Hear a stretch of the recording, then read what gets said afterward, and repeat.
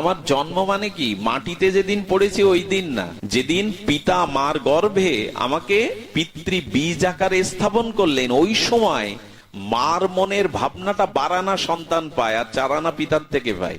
আর আমার জন্মাবার পরে আমি যে পরিবেশে বড় হয়েছি, যে শিক্ষায় দীক্ষায় বড় হয়েছি, এই তিনটে মিলে তৈরি হয় মানুষের স্বভাব।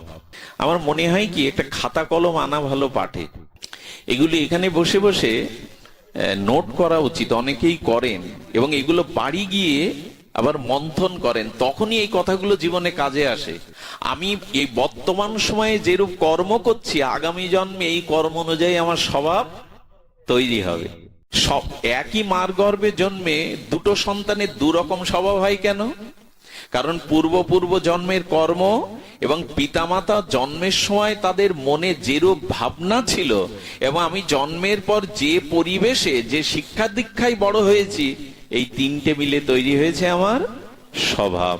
আর মানুষ স্বভাবতই কর্ম করে, স্বভাবের বিরুদ্ধে সে যেতে, জলের স্বভাব নিচের দিকে, ওকে যদি স্তুতি করেন, ভাগবত শোনান, অনুরোধ করেন, তুমি ওপরের দিকে যাও। স্বভাব কখনো জলকে বুঝিয়ে সুঝিয়ে, আচ্ছা আপনি খেতে বীজ বুনলেন, কাঁটার বীজ, কি বীজ বুনলেন? কাঁটার বীজ বুনলেন। আপনি ওর থেকে যদি গোলাপ ফুল চান, মানে কাঁটার বীজ পুঁতেছেন, কাঁটা গাছের, ফুল গাছের না, ওর থেকে গোলাপ চাইলে দেবে? ধানের বীজ বপন করে আপনি পাট চাইলে, গম চাইলে দেবে? যদি বলেন দিতে পারে, কি করে? তো ওই খেতে বসে 7 দিন ভাগবত পাঠ করুন, ওই খেতে গঙ্গা জল আর যমুনার জল সেচন করুন, ওইখানে বসে দান ধ্যান লাগান, কাঁসার ঘন্টা বাজিয়ে নাম পূজা পার্বণ করুন, বীজ বদলাবে কেন? ভগবানের নামে শক্তি নেই? ওইখানে করুণা হবে না? বললেন ভজন আলাদা জিনিস। আচ্ছা, কিছু কিছু জিনিস আমাদের একটু অনুভব করো। সবখানে ভগবানকে ডাকবেন, সব বিষয়ে ভগবানের উপর ভার চাপাবেন না। আচ্ছা, যেদিন প্রথম রামায়ণের যুদ্ধ হয়েছিল কদিন বলতে পারেন? কুরুক্ষেত্রের যুদ্ধ হয় 18 দিন, কিন্তু রামায়ণের রাম রাবণের যুদ্ধ 10 দিন। কদিন হয়? 10 দিন। এবং রামায়ণের যে লঙ্কার যুদ্ধ, তার একটা অপূর্ব তাত্ত্বিক দর্শন আছে। সেই দর্শন হলো, এখানে শাস্ত্রে বলেছেন যে সেই দর্শনটা হলো, এখানে রাবণ হলো মোহের প্রতীক। কিসের প্রতীক? মোহ। আর রামচন্দ্র হলো বিশুদ্ধ জ্ঞানের প্রতীক। অর্থাৎ আমাদের লঙ্কা যুদ্ধটা, আমাদের যুদ্ধটা আমাদের মোহের সাথে জ্ঞানের। রাম হলো বিশুদ্ধ জ্ঞান আর রাবণ হলো মোহ। যতদিন কোনো মানুষের মোহ থাকবে, ততদিন সে জয়ী হতে। রাবণের সব শক্তি ছিল, মোহটা কেমন জানেন? মন্দাদরীর মতো সতী স্ত্রী যার ঘরে, দেবকন্যা, নাগ কন্যা, কতটা স্ত্রী রাবণের ঘরে, তারপরেও তোমার সীতার দিকে তাকানো দরকার ছিল? কথা বোঝা যায়? যা পেয়েছো, যা আছে, তাতে সন্তুষ্ট না থেকে যখন আরো চাই তোমার, এটার নাম মোহ। মোহ কখনো নিবৃত্তি হয় না। তো মোহরূপ রাবণ সে পরাজিত হয় কার দ্বারা? যদি বিশুদ্ধ ভগবত জ্ঞান কখনো তোমার হয়, তখন ওই জ্ঞানের দ্বারাই মোহ নাশ হয়, কিন্তু সহজে হয় না। আচ্ছা, রাবণ প্রথম দিনের যুদ্ধ কাকে পাঠিয়েছিল জানেন? মেঘনাথকে। কাকে পাঠিয়েছিল? মেঘনাথকে। এখানে খুব মার্মিক কথা হলো, মেঘনাথ হলো কামের প্রতীক। কার প্রতীক? আবার বলি, মেঘনাথ হলো কামের প্রতীক। হ্যাঁ, কাম সহজে জয় হয়? ইন্দ্রজিৎকে সহজে জয় করা কারো পক্ষে সম্ভব? ও মেঘের আড়াল থেকেই যুদ্ধ করতে পারতো। তার মানে কামকে দেখা যায় না, আড়াল থেকেই সবাইকে শেষ করে দেয়। এইসব রামায়ণ মানে শুধু গল্প না, এগুলো যদি অনুভব করি আমরা, তত্ত্ব দিয়ে আপনি ছাড়তে পারবেন না, রামায়ণ ছাড়তে পারবেন না, মহাভারত, এগুলো সব জীবন দর্শন। মেঘনাথ হলো কাম, এই জন্য সে আড়াল থেকেই বেশি যুদ্ধ করতে পরাক্রমশালী। কে তাকে জয় করবে? সেদিন রাম দেখলেন প্রথম দিনের যুদ্ধে এসেছে মেঘনাদ। রাম কি করলেন জানেন? আহা, কি তাত্ত্বিক তত্ত্ব গো! রাম বলছেন, আজকের যুদ্ধ লক্ষণ, তুমি সামনে গিয়ে তুমি যুদ্ধ করবে। রাম কেন লক্ষণকে পাঠাচ্ছেন, নিজে যাচ্ছেন না কেন? ভাই, এত বড় যোদ্ধার সামনে। তার কারণ হলো, লক্ষণ হলো বৈরাগ্যের প্রতীক। কিসের প্রতীক? নিজের রাজ্য থাকতেও, নিজের স্ত্রী থাকতেও, নিজের পিতামাতা থাকতেও শুধু প্রভুর চরণ সেবার জন্য এক কাপড়েই 14 বছরের জন্য লক্ষণ বেরিয়েছিল। লক্ষণ হলো বৈরাগ্যের প্রতি। আর মেঘনাদ কার প্রতি? কামের প্রতি। রামচন্দ্র দেখালেন কামের সামনে অনেক সময় জ্ঞান গিয়েও পারে না, জ্ঞানকে কাম ঢেকে দেয়। কামকে জয় করবার জন্য, পরাজিত করবার জন্য দরকার হলো বৈরাগ্যের। এই জন্য লক্ষণকে পাঠাচ্ছেন রামচন্দ্র, যাও লক্ষণ, আজকের যুদ্ধে তুমিই যাবে। কারণ বৈরাগ্য দ্বারা একমাত্র কাম জয় করা যায়। কাম আপনার কোনো উপদেশে, কোনো জ্ঞানে কখনো যায় না। যদি কারো জীবনে কোনো মহৎ অনুগ্রহে, সাধু সঙ্গের মহতের কৃপায় কারো ভিতরে বৈরাগ্য আসে, তবে বৈরাগ্যই পারে। কিন্তু কাম এত দুর্জয়, এত দুষ্পরণীয়, মাঝে মাঝে বৈরাগ্য হেরে যায়। যায় কিনা? সব ছেড়ে সাধু হয়েছি, অথচ কাম তাতেই পতন হয়ে গেল। চারিদিকে দৃষ্টি দিলে দেখতে পাবেন এখন সব ত্যাগ করেছি, বিষয় আশা, স্ত্রী পুত্র, কাম জয়, ওতেই তো ফেসে যায় অনেকেই। সেদিনের যুদ্ধে কার জয় হলো? ইন্দ্রজিৎ জয়ী হলো, লক্ষণ মূর্ছিত হয়ে পড়ে গেল। শক্তিশালের দ্বারা কি হলো? কাম এত শক্তিশালী, মাঝে মাঝে বৈরাগ্য, এটা আমাদের জীবনেও ঘটে, আপনারা উপলব্ধি করবেন। কাম এত দুর্জয় যে বৈরাগ্য মাঝে মাঝে। তবে একটা জিনিস বলি, লক্ষণ কি শক্তিশালের দ্বারা মারা গিয়েছিল না মূর্ছিত হয়ে পড়েছিল? কথা বলুন। মূর্ছিত হয়ে পড়েছিল। একটা ভরসার আশ্রয়, একটা ভরসার বাণী কি জানেন?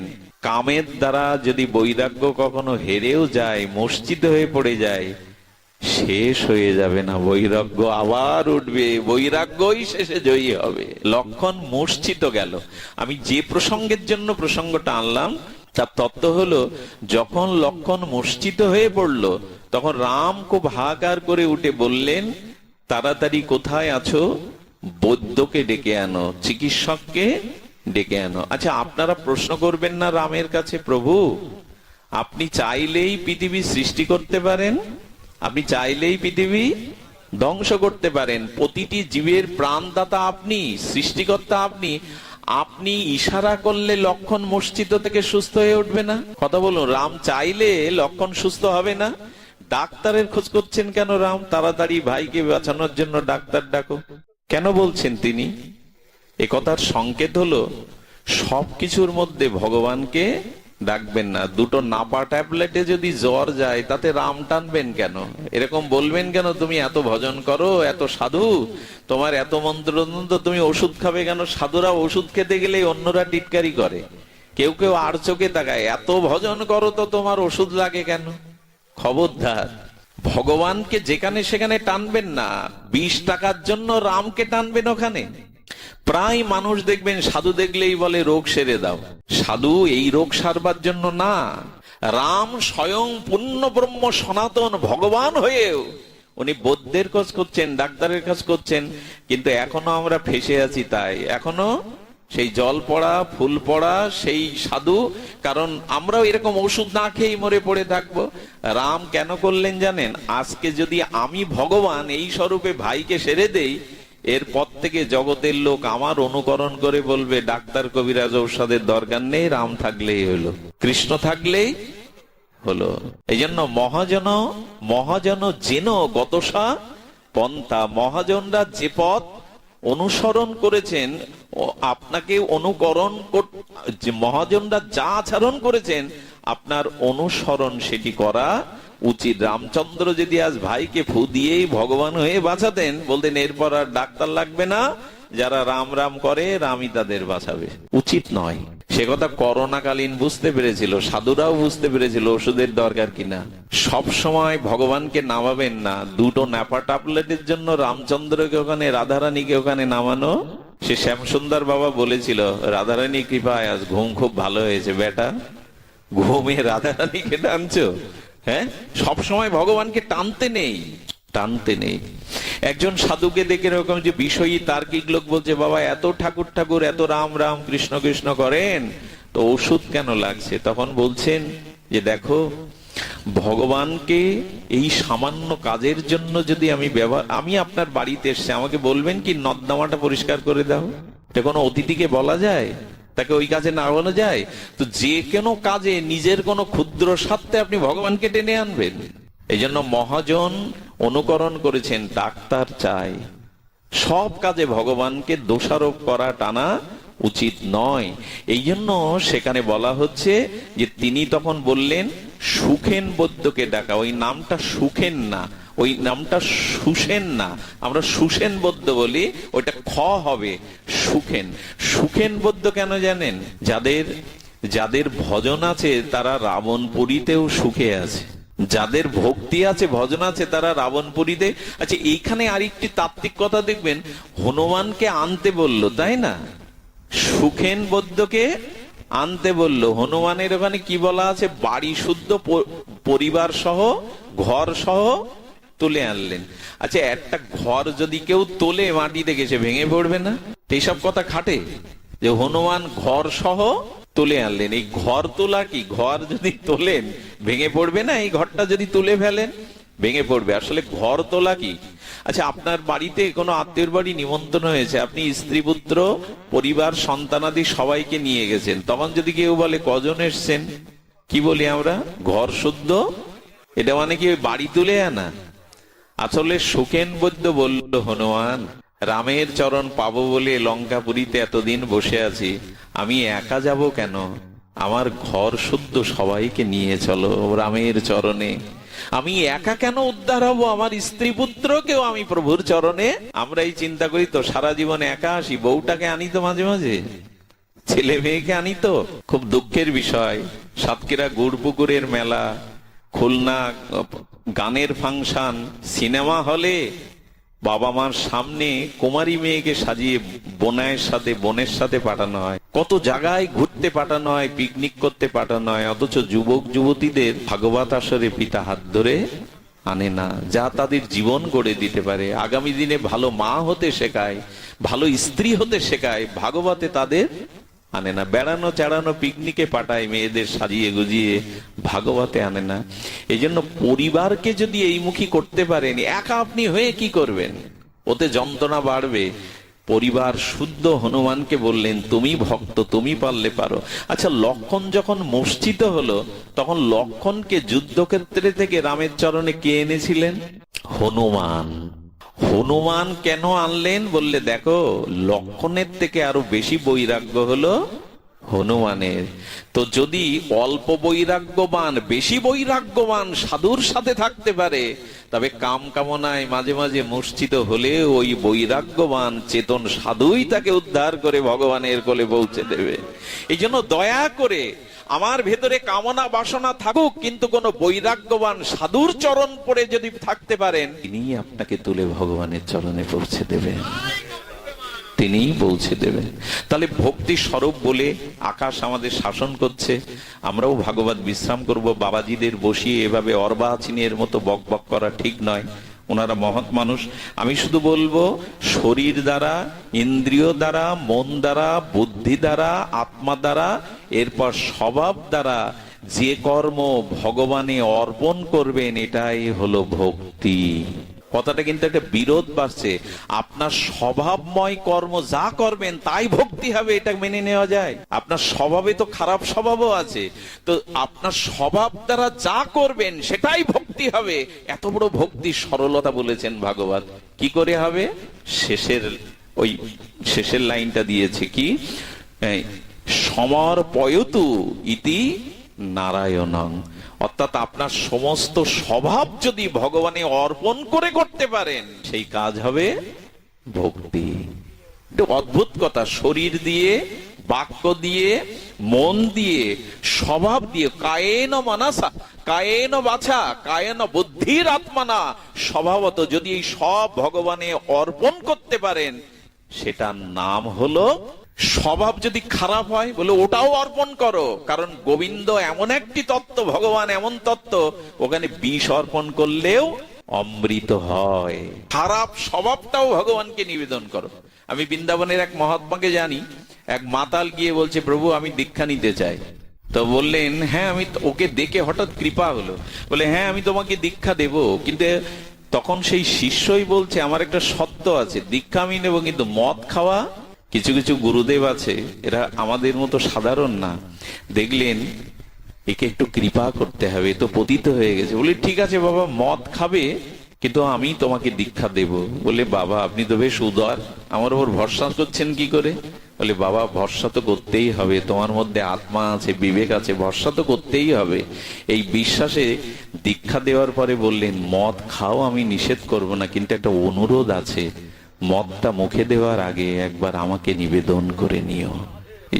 এইখানটায় বর্ষি বাঁধিয়ে দিলেন।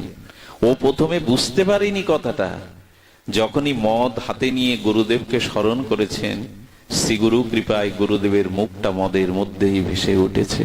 আমি কি করে এটা খাই, এর মধ্যে তো শ্রী গুরুদেবকেই দেখছি আমি। হ্যাঁ, 7 দিনেই মদ ছেড়ে দিল। গুরুদেবের চরণে ভোটে প্রভু আমি পারলাম না, আমি নিবেদন করতে গেলেই আপনার মুখখানা ভেসে ওঠে মদের মধ্যে, পারলাম না। এই জন্য আপনি কামনা বাসনা আপনার মধ্যে যাই থাক, কুকর্ম কুস্বভাব, একটু ভগবানকে নিবেদন করে সব কাজ করুন, দেখবেন ধীরে ধীরে ধীরে ধীরে ভগবত শক্তি ওর মধ্যে কাজ করে আপনাকে নিয়ন্ত্রণ করবেই। আমাদের মধ্যে পাপ কাজ হতে পারে, স্খলন হতে পারে, পতন হতে পারে, আমরা মানুষ, এটা জাগতিক ত্রিগুণময়ী মায়ার দ্বারা আমরা প্রভূত হই মাঝে মাঝে, কিন্তু ভগবানকে নিবেদন করলে, স্বভাব যদি নিবেদন করেন, সেই স্বভাব এই নিবেদনের দ্বারা, ভক্তির দ্বারা ধীরে ধীরে সংশোধিত হয়ে যাবে, ধীরে ধীরেও সংশোধিত হয়ে যাবে। এই জন্য সব থেকে এই জন্য মানুষকে ভক্ত হতে গেলে, ভজন করতে গেলে প্রথমে প্রসাদ ভোজির কথা কেন বলা হয় জানেন? কিছু খেতে গেলে ভগবানকে নিবেদন করে খাও, ওই ওর মধ্যে দিয়েই তার ভক্তি জীবন শুরু হয়ে যায়। যখনই সে কিছু নিবেদন করতে যাবে তখন দেখবে এটা ভগবান গ্রহণ করে তো, এটা ভগবানকে দেওয়া যায় তো, তখনই তার ভক্তি জীবন শুরু হয়। এই জন্য উপযুক্ত সদ্গুরু প্রসাদ ভোজি ভক্তকে ছাড়া মন্ত্র দিতে চান না। এখন তো স্বাভাবিক গুরুরা যে যা খায় তাকেই মন্ত্র দেন, এরকম নিয়ম ছিল না। এখনো ইসকনের দীক্ষা নিতে গেলে, গৌড়ীয় বৈষ্ণবের দীক্ষা নিতে গেলে আগে আপনাকে প্রসাদ ভোজি হতে হবে। প্রসাদ ভোজি মানে কি? প্রসাদ ভোজি মানে বড় কিছু না, বড় হলো আগে ভগবানকে নিবেদন করে পাও, ওই নিবেদনটাই তোমার জীবনে ভক্তি এনে দেবে। আচ্ছা, যার বস্তু তাকে না দিয়ে আগে খাওয়াটা অপরাধ কিনা? আপনি আমাকে একটা বস্তু এনে দিলেন, সেই বস্তু আপনাকে আগে না দিয়ে আপনি ভক্ষণ করছেন, এটা প্রত্যাবয় নয়। এই জন্য অগ্রভোগ হতে নেই, সব ভগবানের, তাকে না দিয়ে কিছু পেতে নেই। এইটুকুই যদি জীবনে পালন করতে পারেন, দেখবেন আপনার ভক্তি জীবন শুরু হয়ে গেছে। তখন ওই অন্নটা না, ওই অন্নের মধ্যে গোবিন্দের কৃপা চলে যাচ্ছে আপনার ভেতরে। এই জন্য যা কিছু পান একটু ভগবানকে নিবেদন করতে শুরু করুন। যখনই নিবেদন করতে শুরু করবেন তখনই ওটা প্রসাদী হয়ে যাবে। জানেন, কিছু মনে করবেন না, এই কথাটি খুব হৃদয়ে লাগে। পরম পুরুষ রামকৃষ্ণ দেব, ওনার গলায় জানেন উনি ক্ষতরোগ নিয়েছিলেন, ভক্তের রোগী নিয়েছিলেন। উনি যখন শেষের সময় কাশতেন, ওই ক্ষয় রোগের দ্বারা কাশি থেকে রক্ত উঠত।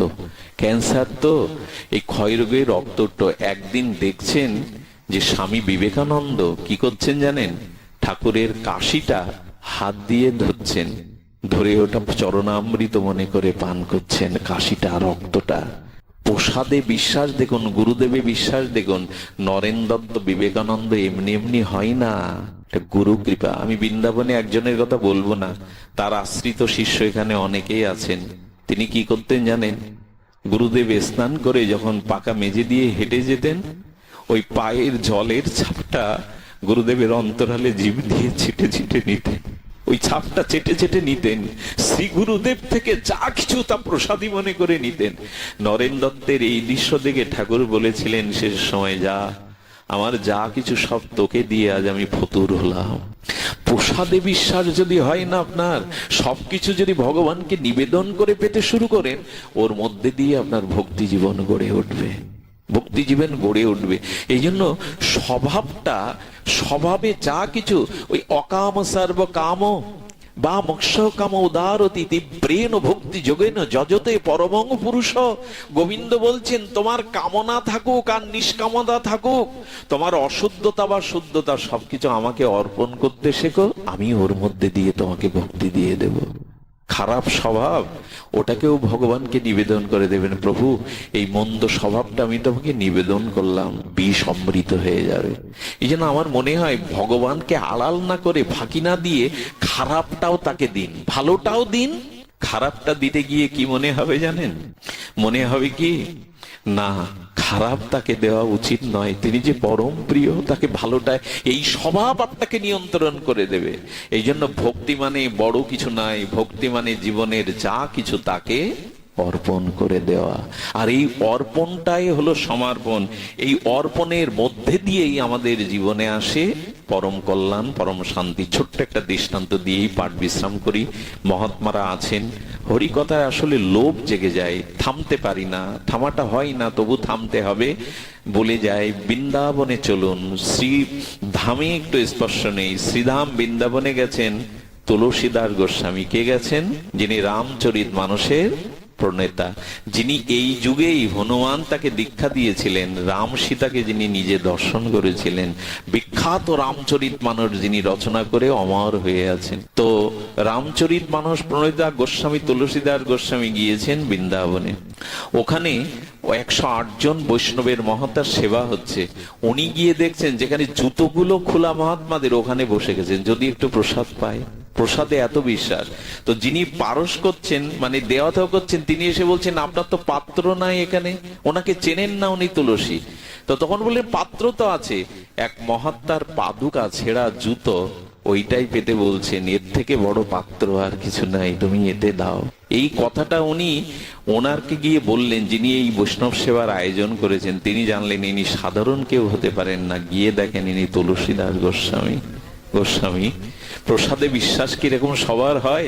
হাত ধরে নিয়ে তখন মহতদের পাশে বসালেন। উনি বৃন্দাবনে যত মন্দিরে যান, শ্রীনাথজির মন্দির, আমাদের যত মন্দিরে যান, সেখানে কৃষ্ণকে উনি প্রণাম করেন না। একজন বলছেন, কি গো গোস্বামী, আপনি মুরারি মোহনকে, আপনি শ্যামসুন্দরকে, আপনি রাধারমনকে, বাকি বিহারীকে প্রণাম করছেন না, শ্রীনাথজিকে?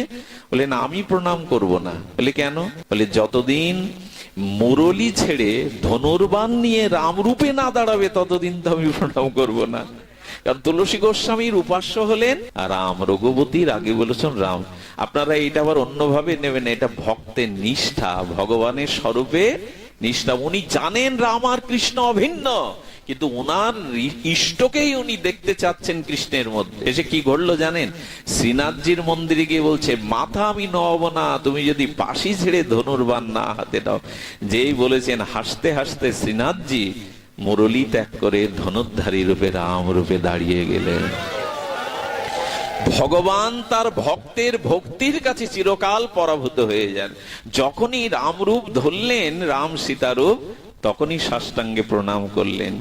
আর কি করতেন? বৃন্দাবনে যতদিন ছিলেন, ওনার সাথে সব থেকে সখ্যতা ছিল সুরদাসজির। সুরদাস ছিল জন্মন্ধ। কি ছিল? পদ গেয়ে গিয়ে গোবিন্দের ভজন শোনাতেন। সুরদাস বিখ্যাত ভজন করতেন। সুরদাস শ্রীনাথজির কি ভজন করতেন জানেন? ভোগ আরতিতে যা যা ভোগ দেয়া হতো, উনি তো জন্মন্ধ, উনি ওইটা কীর্তন করে করে শোনাতেন। সেবায়েত পূজারী বাবা বললেন, চোখে দেখে না, অথচ যা যা দিয়েছি সেগুলো বর্ণনা করে কীর্তন করে কি করে? একটু পরীক্ষা করা, ও তো অন্ধ সেজে নেই তো। একদিন করেছে কি, ভগবানের বিগ্রহতে পোশাক পরায়নি। বলে দেখি ও কি বর্ণনা করে। নেংটি পরিয়ে রেখেছেন শ্রীনাথজিকে, কৃষ্ণকে। তখনও বর্ণনা করছে, প্রভু তোমাতে কি অলংকার লাগে, তোমাকে কি বস্ত্র লাগে? বস্ত্রহীন তুমি এত সুন্দর, আজ এক অদ্ভুত রূপে দেখছি। আরে পায়ে পড়ে গেছেন। বলে এ তো হ্যাঁ। তখন বলছেন, আমি বুঝেছি সুরদাস, তুমি অন্তর দৃষ্টি দিয়েই ভগবানকে দেখো, তোমার বাইরের দৃষ্টি নেই, তাহলে কি হবে? তুমি অন্তর দৃষ্টি দিয়ে দেখো। এই সুরদাস, যার ভজন শুনতে গোবিন্দর কুটিরের সামনে এসে বসে থাকতেন। সুরদাসের কাছে গেছে তুলসীদাস, গিয়ে বলছেন, আমার রাম বড়, আমার রাম। আরে কৃষ্ণ ভজন ছাড়ো, ওই পাকার ভজন ছাড়ো, কালোর ভজন ছাড়ো। ওই কালো যারা ভজন করে তাদের ভেতরটাও কালো হয়ে যায়। এরাও চুরি করতে শেখে, উনি ননি চুরি করেন তো এরাই চোর শেখে। এটা কিন্তু ভাববেন না নিন্দা করছে, নিন্দার ছলে দেখবেন প্রিয়া যদি মান করি করায় ভৎসন, যাকে খুব ভালোবাসেন যদি বলে, যাও তোমার মুখ দেখবো না, ওটা অনেক প্রিয় লাগে। প্রিয়ার ভৎসনও ভালো লাগে। তো কি হয়েছে ওইরকম বলছে, তখন বলছে আরে রাখো রাখো, আমার কৃষ্ণের থেকে সমান পৃথিবীতে, আমার শ্যাম সুন্দরের থেকে, গোপালজির থেকে সুন্দর কেহ নেই। এই দুজন তর্ক বাঁধাতেন, তর্ক নয় তো আনন্দ রস লীলা করতে। একদিন তুলসীদাস বলছে প্রতিদিন এভাবে ঝগড়া না করে একদিনেই মীমাংসা হোক না, কে বড়। তো কি করে বললো, গাড়ি টানাও, এই গাড়িটা নিয়ে আমি রামচন্দ্রকে নিয়ে উঠবো এই পাশে, আর তুমি গোপালজিকে নিয়ে উঠবে, যার দাড়ি ভারে হবে সেই শ্রেষ্ঠ, আর বিচার করা লাগবে না, এই বিচার শেষ। হ্যাঁ, তুলসীদাসের প্রস্তাবে রাজি হলেন। হয়ে সুরদাস বললেন দাড়ি টানাও। কি বলবো আপনাদের, দাড়ি যখন টানানো হলো তখন তুলসীদাস বলছে তুমি আগে ওঠো। সুরদাস গোপাল মূর্তিটা বুকে করে দাড়িতে উঠতে উঠতে বলছেন, জয় গোপাল জিউ জয়। বললেন জয় শ্রী গোপাল জিউ জয় বলে বললেন। আর তুলসীদাস যখন দাড়িতে উঠলেন তখন বলছে, জয় শ্রী রাম সীতাজি জয়, রামচন্দ্র সীতা মায়ের জয় বলে উঠলেন। দাড়িটা দুলতে দুলতে দুলতে দুলতে দুলতে দুলতে সুরদাসের দাড়ি উপরে উঠে গেল, ভারী হয়ে গেল তুলসীদাসের দাড়ি। তুলসীদাস তখন এসে বললেন, হ্যাঁ হয়েছে তো, তোমার কৃষ্ণ বড়, আজ দেখো কে ভারী। সুরদাস তখন কেঁদে ফেলেছে, বললেন হ্যাঁ ওপরেই যাও, ওপরেই যাও, ভারী আর হতে হবে না। কৃষ্ণের উপাসনা যারা করে এরা সব হালকা, এই দেখো ভারী উপাসনা করে বলে, আজ থেকে মেনে নাও, আমার রাম সীতাকে মেনে নাও। সুরদাস গোপালকে বুকে নিয়ে কুটিরে চলে গেলেন। যে কুটিরে এক পাশে গোপালকে রেখে পাশের দিকে বলছে, আর কোনোদিন আমি তোমাকে আর চাইবো না, আর তোমাকে ভজন শোনাবো না। তুমি পুতনা বিষ দিয়ে মারতে গেল, তাকে ধাত্রীগতি দিলে। তুমি 6 মাস বয়সে অগাসুর বগাসুর কত অসুরকে বধ করলে। হ্যাঁ, তুমি শরীরকে ভারী করে অরিষ্ট দানব কতকে বধ করলে, আর আমার বেলা একটু ভারী হয়ে দাড়ি নিচে দিতে পারলে না। না, সারাটা জীবন অন্ধ হয়ে ভালোবেসেছি, ওই বেলায় তুমি এত বল ধরতে পারো, আর এই বেলায় তুমি বল ধরতে পারো না। খবরদার আমার দিকে আর তাকাবে না আজ থেকে। ভালোবাসা না থাকলে, অনুরাগ না থাকলে অভিমান করা যায়। এদিকে তুলসীদাস তো খোঁজ মেজাজে আছে, আমার রাম বড়। বিগ্রহ কি করেছে জানেন, গোপাল কি করেছে জানেন, গোপাল অচল থেকে সচল হয়ে গেছে। গোপাল সচল বালকের রূপ ধরে সুরদাসের কোলে বসে চিবুক ধরে বলছে, রাগ করছো কেন? বলে কোলে উঠবে না, আমাকে আর ডাকবে না, যাও কোল থেকে নেমে যাও। বলে শোনো না আমার কথা, কেন হেরেছো শুনবে না, কেন তুমি যেতনি শুনবে না, কি বলতে চাও বলো। অভিমানের মধ্যে কোলে এসেছে তো চিবুক ধরে বলছে, কেন রাগ করছো, আমাকে ফেলে দিলেই কি আমি চলে যাব তোমাকে ছেড়ে? বলে কেন? তখন বলছে, আচ্ছা 3 বড় না 2 বড়? কি বড়? সংখ্যা 3 বড় না 2 বড়? তখন বলছে, দেখো তুমি দাড়িতে ওঠার সময় কি বলেছিলে, জয় গোপাল জিউ জয়, আর তুলসীদাস কি বলেছিল, জয় সিয়ারাম কি জয়। তাহলে গোপাল আর তুমি, আমরা 2 জন, আর ও কজন নিয়ে উঠলো? ভারী তো ওদিকেই হবে, তুমি রাগ করছো কেন? আরে মানে দেখাচ্ছেন আমরা যারা গৌড়ীয় বৈষ্ণব তারা রাধারানীকে বাদ দিয়ে যেন এক গোপালজিও কেউ বুকে না নেই, তাহলে উপরে উঠে যেতে হবে, হেরে যেতে হবে। রাধারানীর সাথে না থাকলে সুখ বলে আমার কৃষ্ণ মদন মোহন, সারি বললেন আর মদন মোহন, আমার রায় বামে যতক্ষণ। বললেন ভুল তো তুমি করেছো, তুমি গোপালজি বলে দাড়িতে উঠেছো, জয় সিয়ারাম সীতাকে সাথে নিয়ে উঠেছে, তো 3 জন তো ভারী হবে। তখন বলি এই বুদ্ধিটা তো আগে আসেনি। তখন ও আবার গোপালকে কোলে নিয়ে বলছে, তুলসীদাস আবার দাড়ি টানাও। বলে আর দাড়ি টানাবো না, বিচার তো হয়ে গেছে, ফলাফল তো এসে গেছে। বলে না একবারে হয় না, আবার দাড়ি টানাও। তখন বলছে তুমি টানাবে না আমি লোক ডেকে টানাবো? বলে আবার পরীক্ষা দিই? বলে হ্যাঁ আবার দিতে হবে। তুলসীদাস বুকে জড়িয়ে ধরে বললেন, যুক্তি তর্ক দিয়ে কে পাঠিয়েছে আমি সব এখানে বসে শুনেছি, তোমার রাম আমার কৃষ্ণ আলাদা নয় গো, আমি শুনতে পেয়েছি গো, তোমাকে যে যুক্তি দিয়ে পাঠিয়েছে এসো কেউ আলাদা নয়, তবে হ্যাঁ শুধু কৃষ্ণকে না, আমার প্রেমময়ী ঠাকুরানীকে রাধাকে নিয়ে ভজন করুন, তবেই জীবন ধন্য হবে। আমি আপনাদের সকলের চরণে প্রণতি রেখে ভক্তির মহামহিমা কীর্তন এখানে বিশ্রাম রাখছি।